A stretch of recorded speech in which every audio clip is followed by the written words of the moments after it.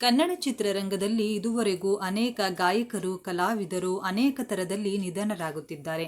ಕನ್ನಡದ ಖ್ಯಾತ ಗಾಯಕರು ಕೂಡ ಅನೇಕ ಕಾರಣಗಳಿಂದಾಗಿ ನಿಧನರಾಗಿದ್ದಾರೆ.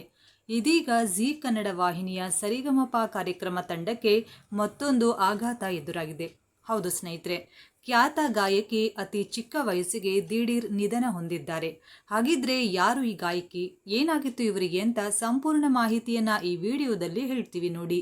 ಅದಕ್ಕೂ ಮುನ್ನ ನೀವು ಕೂಡ ಗಾಯಕಿ ಆತ್ಮಕ್ಕೆ ಶಾಂತಿ ಕೋರಿ ಓಂ ಶಾಂತಿ ಅಂತ ಕಮೆಂಟ್ ಮಾಡಿ, ಹಾಗೆ ನಮ್ಮ ಚಾನಲನ್ನು ಸಬ್ಸ್ಕ್ರೈಬ್ ಮಾಡಿ. ಹೌದು ಸ್ನೇಹಿತರೆ, ಇತ್ತೀಚೆಗಷ್ಟೇ ಜ್ಯೂರಿ ಮೆಂಬರ್, ಕನ್ನಡ ಸಂಗೀತ ಲೋಕದ ದಿಗ್ಗಜ, ಬಹುವಾದ್ಯ ಪರಿಣಿತರಾದ ಎಸ್ ಬಾಲಿಯವರನ್ನು ಕಳೆದುಕೊಂಡೆವು.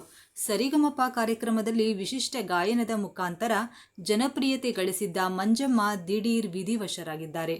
ತುಮಕೂರು ಜಿಲ್ಲೆ ಮಧುಗಿರಿ ತಾಲೂಕಿನ ಡಿವಿ ಹಳ್ಳಿ ಗ್ರಾಮದ ಮಂಜಮ್ಮ ಕಳೆದ ಕೆಲವು ದಿನಗಳಿಂದಾಗಿ ಅನಾರೋಗ್ಯದಿಂದ ಬಳಲುತ್ತಿದ್ದು, ಬೆಂಗಳೂರಿನ ವಿಕ್ಟೋರಿಯಾ ಆಸ್ಪತ್ರೆಯಲ್ಲಿ ಚಿಕಿತ್ಸೆ ಫಲಕಾರಿಯಾಗದೆ ಮೃತಪಟ್ಟಿದ್ದಾರೆ ಎಂದು ತಿಳಿದು ಬಂದಿದೆ. ಜೀ ಕನ್ನಡ ಸರಿಗಮಪ ಕಾರ್ಯಕ್ರಮದಲ್ಲಿ ಮಧುಗಿರಿಯ ಅಂದ ಸಹೋದರಿಯರಾದ ಮಂಜಮ್ಮ ಹಾಗೂ ರತ್ನಮ್ಮ ಜೋಡಿಯಾಗಿ ಆಡ್ತಾ ಇದ್ರು. ಕಡು ಬಡತನದಲ್ಲಿದ್ದ ಈ ಸೋದರಿಯರು ದೇವಸ್ಥಾನದಲ್ಲಿ ಹಾಡುಗಳನ್ನು ಹಾಡಿ ಹಣ ಸಂಗ್ರಹಿಸಿ ಬದುಕನ್ನು ನಡೆಸ್ತಾ ಇದ್ರು. ಈ ಅಂಧ ಸಹೋದರಿಯರ ಹಾಡನ್ನು ಯಾರು ಸಾಮಾಜಿಕ ಜಾಲತಾಣದಲ್ಲಿ ಪೋಸ್ಟ್ ಮಾಡಿದ್ರು. ಮಂಜಮ್ಮ ಹಾಗೂ ರತ್ನಮ್ಮ ಹಾಡುಗಳು ಸೋಷಿಯಲ್ ಮೀಡಿಯಾದಲ್ಲಿ ಸಖತ್ ವೈರಲ್ ಆಗಿದ್ದು, ಸಂಗೀತ ಕ್ಷೇತ್ರದ ವಿಶೇಷ ಕಾರ್ಯಕ್ರಮವಾದ ಸರಿಗಮಪ ತಂಡಕ್ಕೆ ತಲುಪಿತ್ತು. ಬಳಿಕ ತಂಡದ ಸಹಾಯ ಪಡೆದು ಸರಿಗಮಪ ವೇದಿಕೆ ಬಂದ ಮಂಜಮ್ಮ ಹಾಗೂ ರತ್ನಮ್ಮ ಎಲ್ಲ ರೀತಿಯ ಹಾಡುಗಳನ್ನು ಹಾಡಿ ಜನರಿಂದ ಮೆಚ್ಚುಗೆಯನ್ನು ಕೂಡ ಪಡೆದಿದ್ರು.